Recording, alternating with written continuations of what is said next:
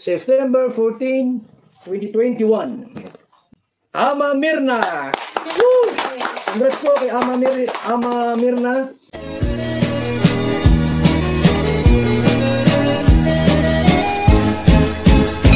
Hello, good morning!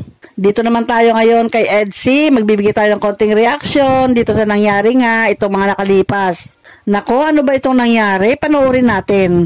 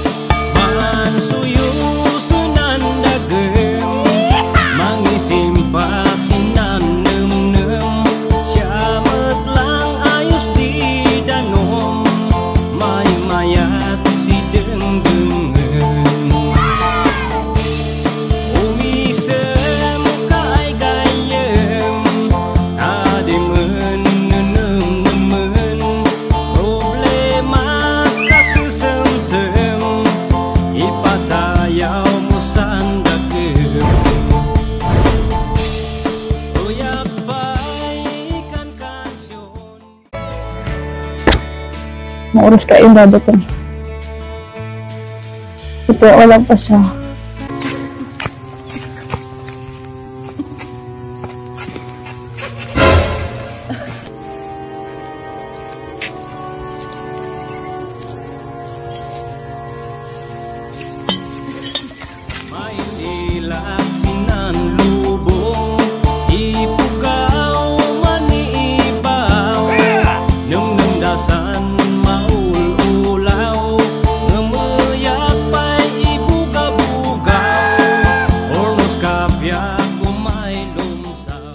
At naman ganun pare, jowa ko pa talaga yung uulitin mo.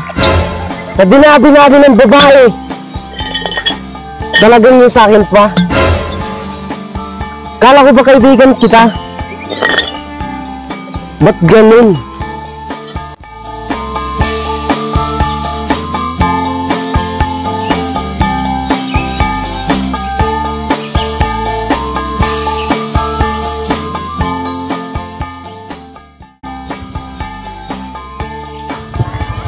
Ngayon, ay lasing ah. Ang hawak sa kutsilyo. Huwag kang dadaan dito ah. Baka mapatay kita pare. Talagang dumaan ka pa dito. Ang lakas talaga ng loob mo, no? Dadaan ka dito. Sinasabi ko sa'yo, kapag dumaan ka dito, papatayin kita. Basta din bilin na yan gunusuway. Mansuyusoy nandagem, mangisimpasin nannem-nem. Siyamat lang ayos di danom, may mayat si deng-dengen. Dungdung ay si dung ilay,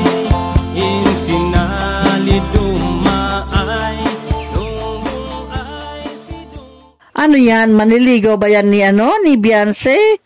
Mukhang malaki yung tama niya kay Beyonce ah. Ginagawang lahat para mahadlangan lamang si Edo sa kanyang panliligaw kay Beyonce. Hindi talaga maiwasan yan na maraming manliligaw kay Beyonce. Kasi si Beyonce, napakagandang bata yan. Napakaamo ang mukha, napakalumanay magsalita. Matangkad pa siya at makita mo talaga yung kabaitan din niya. Siyempre, marami dyan ang mga manliligaw, marami dyan ang humahanga.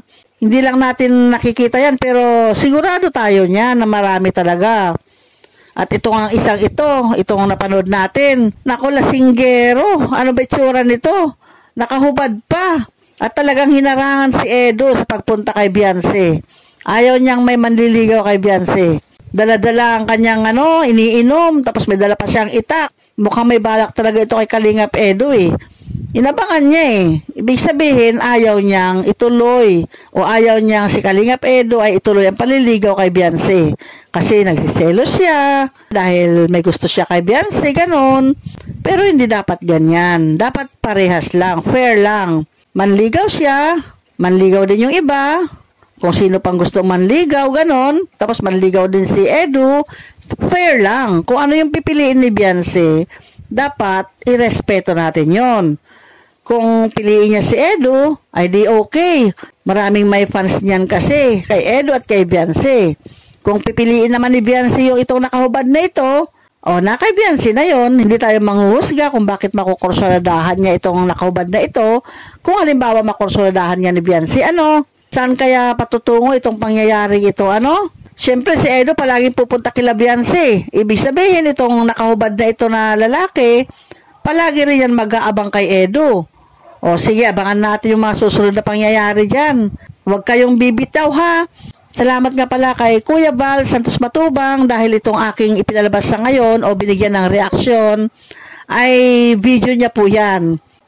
Yan ay Kalingap serya lamang po mga Kalingap. Hindi po yan totoo, kundi yan ay drama-drama lamang po. Good vibes lang kay Kuya Val Santos Matubang. Napakagaling talaga itong si Kuya, ang dami-dami niyang naiisip. Biruin mo, siya na yung scriptwriter, siya na ang director. Siya na yung producer, siyempre. Magaling si Kuya Val. Kaya itong pangyayari na ito, ay hindi po ito totoo, kundi ito ay pang good vibes lamang po.